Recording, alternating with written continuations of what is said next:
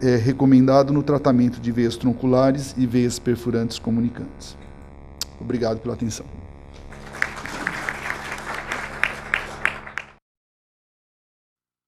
Eu acho que a espuma ela não veio tirar a cirurgia, ela não veio diminuir nem eliminar, nem substituir, ela veio somar. Então eu faço associação de técnicas. Eu acho que o cirurgião hoje, como na endovascular, como em várias coisas na vida, você tem que associar e ter um cardápio. Quanto mais coisas você souber, dominar as técnicas, você melhor vai tratar o seu paciente. Então esse cardápio hoje nós precisamos dele dentro da flebologia. Por isso a associação de técnicas, das que já existem, né, que são essas aí, tanto a cirurgia como a mais recente seria o Clarivem, que é um aparelho que vai chegar ainda no Brasil, ele não tem, uma experiência bem inicial, é um catéter que ele vai rodando dentro do endotélio, ele faz uma esclerose mecânica e química. E essa seringa aqui vai injetando tetradecil sulfato, que é um outro esclerosante detergente. Então, uma doença que você tem várias facetas para ela, como essas que estão passando aí para vocês, quer dizer, você não pode querer fazer um tratamento só para tudo, né? E outra, nós estamos falando de uma doença muito recidivante. Todo mundo sabe aqui que varizes recidiva. Até agora não se descobriu um tratamento para que impeça a recidiva da varize. Então, diante desse fato, quando indicar espuma associada à cirurgia? Primeiro, a ultrassonografia foi fantástica para a gente, que eu acho que a cirurgia de varize tem antes do ultrassom e depois do ultrassom, porque ela dá um mapa que você consegue identificar exatamente onde é que você vai cortar, inclusive em centímetro. O ultrassom dá essa característica. E você associa a cirurgia com a espuma ou você faz a crossectomia. A cirurgia associada com a espuma a gente faz durante o ato cirúrgico em pacientes que têm uma dermatofibrose no terço distal da perna. Nesse local a gente faz. Daí para cima a gente retira cirurgicamente. E a crossectomia com espuma, a gente iniciou com ela porque os pacientes tinham um ósteo muito grande, de 10, 12, 15, 16 milímetros, eu já vi ósteo de 18 milímetros na crosta da safena, e que a espuma não consegue fechar. Então hoje você tem a opção da tumescência, que o Cavese sugeriu. Eu já fiz 2 casos, mas eu acho que a crossectomia com anestesia local, nesse tipo de paciente, com comorbidade, um paciente diabético, um paciente normalmente que é condenado à bota de 1 no resto da vida. Esse paciente tem uma chance enorme, porque a gente indica a crossectomia nesses casos, por segurança no ambiente hospitalar, que eu faço no hospital, mas é hospital dia, o paciente opera e vai embora, e eu tenho mais segurança porque o ósseo está fechado. Então, essa aqui é a cirurgia combinada, um exemplo de cirurgia combinada, uma paciente que teve erisipelas de repetição e fez uma dermatofibrose do joelho para baixo, né?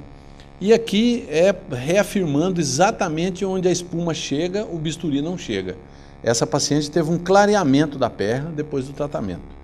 Aqui pela mesma forma, e nós demonstramos isso com um artigo científico, a gente tem uma tese de doutorado, que publicada já com um estudo prospectivo e randomizado, a gente comparou cirurgia com espuma, no CEAP avançado, e mostrou que não houve diferença. E nós temos esse trabalho, que é o follow-up de crossectomia, que a gente fez de 48 meses, de 35 pacientes, demonstrando nessa curva de Kaplan-Meier que os pacientes ficaram livres da úlcera por 40 meses em média. Essa cruzinha aqui é os eventos que aconteceram com as úlceras abertas. E de 40 meses para frente, a úlcera começa a reabrir. Ou seja, a doença nessa fase ela é muito mais maligna do que com um paciente com microvarize. Então a gente teve uma recorrência de reabertura de safena em 70%. Isso eu tenho visto no dia a dia do consultório. A safena reabre em 70%, 2 anos para frente. Ela começa a reabrir em 24 meses. Se você começar a seguir os pacientes, né, o tempo vai dizer que eu estou certo, porque eu segui esses pacientes. Então eu não faço espuma diferente de ninguém.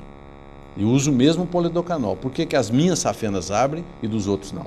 Então vai reabrir, isso eu tenho certeza. Então para isso eu trouxe alguns casos clínicos, eu estou fazendo a segunda publicação desses 35 pacientes de 6 anos de avaliação. Então nós temos esse rapaz aqui de 30 anos, 6 anos depois da crossectomia. Por acaso eu fiz crossectomia dos 2 lados nele, na perna direita e à esquerda. Essa é a perna direita, ele está hoje com esse aspecto aqui embaixo, fechada, mas a hora que você olha no ultrassom, ele já surgiu com uma perfurante lá na perna e ele já tem refluxo na safena, nessa perfurante, né? E o coto da safena onde eu liguei aqui, ó, fechadinho, 6 anos depois. Aqui mostrando a safena fechada e da perfurante para baixo está aberta com um calibre de 4 milímetros. A outra perna dele, que é a esquerda, eu não fiz crossectomia, eu fiz punção. Então vocês observam, o ósseo da safena está aberto, né? Ele tem um refluxo em toda a extensão da safena. A safena praticamente voltou ao calibre normal, só que clinicamente ele está bem. Nesses casos, antigamente, eu ficava neurótico de querer que a safena ficasse sempre fechada. Agora, quando o paciente está bem, eu simplesmente acompanho ele. Eu entendo que é uma história natural da doença. Eu não fico agredindo o doente fazendo espuma o tempo todo. Eu só digo para ele, olha, a veia que eu tratei na sua perna, a doença está voltando. Explico para ele, insisto com ele de usar a meia, que é o tratamento clínico, né? E ele mantém o uso da meia e eu vou fazendo os duplex. À medida que for surgindo a clínica, eu repito a espuma. Essa paciente de 62 anos tem uma crossectomia de 84 meses atrás. Mostrando aqui a safena 45 meses fechada, 45 meses fechada, e esse recente exame que eu fiz agora em maio, de 7 anos pós-crossectomia, mostrando já sinais de refluxo reaparecendo na safena. E ela clinicamente está ótima, é aquela paciente da foto, onde mostra que diminuiu a hipercromia, mas ela está ressurgindo com o refluxo aqui. Aqui é a mesma paciente, aqui é um paciente masculino, né? Eu fiz uma crossectomia há quase 60 meses, ele tinha uma úlcera atrás do joelho, por insuficiência de safena parva, e ele está ótimo, ele está com 59 meses de acompanhamento, mostrando uma discreta recanalização. Você faz a manobra de compressão distal e você já percebe já algum refluxo dentro da veia. Encerrando aqui uma paciente de 70 anos, 36 meses pós-operatório, pós-espuma, né? Mostrando aqui em 1 ano o resultado muito bom e 36 meses depois com reaparecimento de varizes. Ou seja, o método não tem milagre. Ele tem falha exatamente como a cirurgia também tem, como o laser também tem. Então, falar que fechou, eliminou, vai acabar, sumiu, isso não, eu não concordo, porque eu não tenho visto isso na prática do dia a dia. Aqui está mostrando a safena com refluxo, né? Então, nessa fase da doença, a questão ela é muito recidivante. É diferente do CEAP 2 e 3. Porque eu fiz uma comparação, aqui mostrando a recidiva de um paciente minha, eu fiz safenectomia dela em 2004, mostrando o ósseo dela reabriu, mostrando que ela tem um anel safena e está alimentando a úlcera lá na perna. Então, a doença recidiva em todos os tipos de tratamento.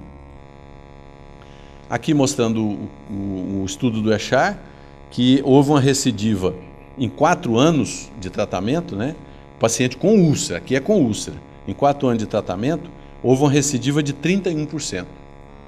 Aqui mostrando a nossa recidiva e a recidiva do Echar, em 4 anos nós tivemos uma recidiva de 78%. Então, diferentes condutas para a mesma patologia. Eu entendo que nós temos que tratar diferente esses 3 tipos de paciente. O CEAP 1 tratar de um jeito, o CEAP 2 e 3 de outro e o 4, 5 e 6 de outro.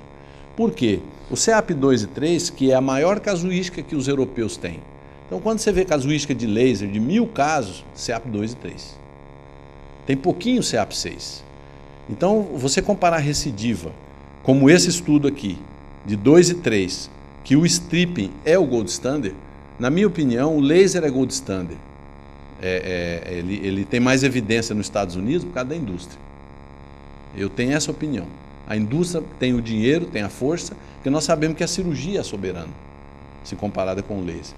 O laser é muito bom, mas a cirurgia é soberana. Então, para nós, o stripping é gold standard. E a recorrência desses 2 autores aqui, ó, foram em torno de 50% em 5 anos e 62% em 11 anos. Mas nós estamos falando de CEAP 2 e 3. A intensidade da doença é uma. Agora, aqui está a recidiva dele em 11 anos, né?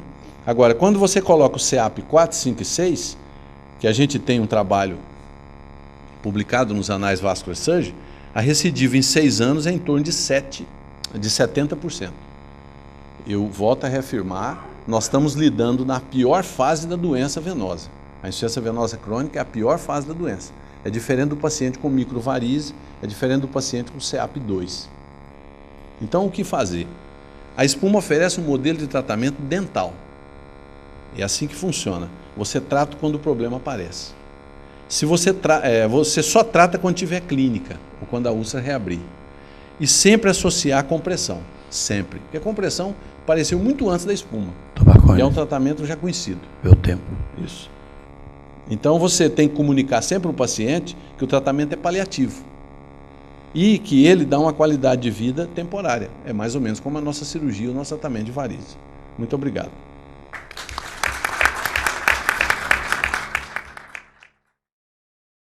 Boa tarde, senhores. Primeiramente, eu sou médico assistente do Hospital Santa Marcelina, em São Paulo. E em nome da equipe, eu gostaria de agradecer a comissão organizadora pelo convite. E o tema, vou repetir algumas coisas, claro, já é a 5ª aula sobre espuma, sobre a escleroterapia para tratamento de pacientes com úlcera de Stasi. Próximo. Okay. Bom, doença venosa avançada, ela, especialmente os pacientes CEAP C6, os pacientes apresentam perdas de dias de trabalho bastante importantes, um custo para as unidades básicas de saúde e para atendimento e pronto-socorro bastante importante e parece ser uma ótima opção para tratamento em pacientes com saúde pública. Aqui é o mapa de São Paulo, a Zona Leste, aqui é uma alta densidade demográfica, onde está o Itaquerão, é claro, tem 4 milhões de habitantes e 30 a 35% de insuficiência venosa crônica e 1,5% de formas graves, ou seja, 60 mil pessoas com doença grave. Os guidelines da SVS mostram orientações diferentes do que a gente faz. Mostra que deve ser feita compressão com modalidade primária de tratamento, com grau de recomendação 1, nível de evidência B. Isso devido ao fato do estudo Escher mostrar uma compressão como tendo resultados semelhantes ao tratamento cirúrgico. Porém, no Brasil, a dificuldade em relação à temperatura, em relação à assiduidade do doente, em relação ao tratamento de compressivo. E o segundo tema controverso é que ele fala que para tratamento safeno incompetente é melhor a ablação térmica ao invés da ablação química, mostrando também um grau de recomendação 1 e nível de evidência B. Isso deve ser alguns estudos mostrando melhor fechamento e permanência do fechamento, como o Dr. Marcondes já demonstrou, e mostrando que os trabalhos com espuma não são consistentes. É o que recomenda-se, é o que se fala pelo guideline da American Venous Forum. E em relação ao tratamento da ablação térmica versus o tratamento de espuma, a gente sabe que a ablação térmica fecha mais, porém mostra uma cicatrização semelhante. A térmica tem maior dor no pós-operatório, como foi demonstrado também anteriormente, ao contrário da espuma, que você tem menos dor. Mesmo o tratamento com local para radiofrequência, o paciente sente mais dor, a gente tem alguma experiência recente com tratamento com anestesia local. E o tratamento concomitante de perfurantes pode ser realizado nos dois casos, e o tratamento de colaterais somente no caso de espuma. O limite de diâmetro da safena tem um limite bem definido no caso da ablação térmica, de 12 milímetros no caso da radiofrequência, e sem limite, teoricamente, para a espuma. E os efeitos em relação as complicações são semelhantes em relação à trombose venosa, que é o mais importante, mas as complicações são diferentes. A ablação térmica tem mais hematoma e parestesias, e a espuma mais tromboflebites e sintomas neurológicos. Então, só em relação ao custo, nem se fala. O tratamento da espuma com material simples, você consegue com R$10 ter 2 seringas, uma torneirinha e uma ampola de 2 ml de polidocanol. E, claro que uma radiofrequência, que seria talvez o mais barato, o método de ablação térmica, por menos de R$1.500 você não consegue alugar uma fibra. E em relação ao custo, tem um trabalho só sobre custos de materiais, mostrando que, mesmo fora do país, o custo seria em torno de $188 para cada intervenção que você faz, isso tem que ser considerado que o custo de curativo acaba sendo invariavelmente mais caro que isso, e de medicamentos, de complicações, de antibiótico, quando tem infecção de ferida. E nesse artigo ele até comenta que um dos casos que teria que fazer mais procedimentos seriam pacientes com mais de 50 anos e safenas tortuosas. Então a indicação da escleroterapia com espuma ela pode variar desde pacientes com veias reticulares e telangiectasias até safena magna e parva. Isso é a grande sacada da espuma. E as contraindicações são alergia ao agente esclerosante, doença tromboembólica aguda, infecção em área de punção, pacientes acamados, doença arterial associada grave, gravidez e forame oval patente sintomático. As relativas, como já foi mencionado, o edema descompensado de membro, a neuropatia periférica, doença arterial Fontaine 2, asma brônquica, erro histórico alérgico importante, trombofilia conhecida ou estágio de hipercoagulação, forame oval patente assintomático e distúrbios visuais ou neurológicos prévios. E por que a espuma? Porque a espuma ela é um agente detergente que propicia um contato maior do agente na parede, propiciando também a associação de vasoespasmo. Existem vários métodos para fazer espuma. O método mais barato, mais simples é o método Tessari, que ele propicia com esse método a formação de espumas pequenas, viscosas e homogêneas. Então dá para você repetir com facilidade várias vezes durante o procedimento. O agente mais utilizado é o polidocanol, que varia de 1 a 3% você pode utilizar. O volume a ser injetado sempre menos de 10 ml, a gente sempre faz 8, 6 ml por sessão.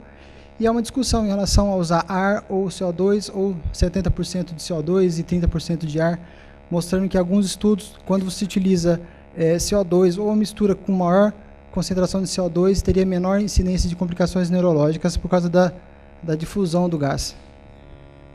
A ponto de punção da safena é sempre no terço distal da coxa e da safena parva no terço médio da panturrilha. E antigamente a gente fazia distalmente, mas nesse ponto a safena geralmente ela é mais superficial e há um controle melhor pelo ultrassom para poder acompanhar essa espuma durante a progressão. Então a gente coloca o transdutor bem no meio da coxa, bem aonde a gente acha que está a safena, e punciona guiado por esse ultrassom.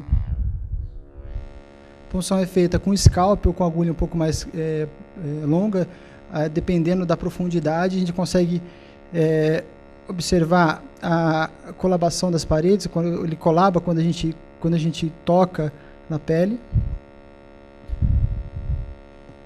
E antes de injetar, sempre deve-se colocar o membro elevado, 30 centímetros ou 30 graus, e a compressão da crosta da safena não é indicada devido aos estudos demonstrarem que você pode criar um vácuo e uma embolização de uma vez só a descompressão. A injeção é feita lentamente, acompanhando pelo ultrassom até chegar próximo da safena. A gente consegue ver aqui do lado ele injetando, acompanhando a espuma até ela chegar próxima da crosta. Quando a gente para, a orientação é manter esse membro elevado por um certo tempo antes de você fazer a compressão. E o que a gente consegue visibilizar pelo ultrassom Doppler é uma imagem hiperecogênica com sombra acústica e espasmo da veia. A compressão é feita depois de você aguardar com o membro elevado e a possibilidade de fazer uma massagem e compressão logo depois. As injeções complementares nas veias colaterais e perfurantes, elas são indicadas especialmente em casos de feridas grandes e pacientes com tempo de história maior de úlcera. Você pode realizar a punção de varizes próximo da lesão e por baixo da lesão, e a punção de veias perfurantes. É uma grau de recomendação da SVS também, a punção de perfurantes por baixo da lesão, próximo, em casos de refluxo acima de 500 milissegundos ou maior que 3,5 milímetros. A punção é feita então com ultrassom, em modo transverso, identifica a veia e realiza a escleroterapia. A perfurante a gente faz com scalp menor, de 25, 27 ou 30.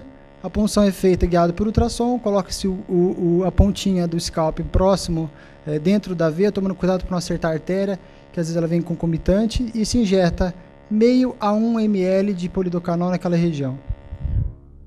e com compressão logo em seguida.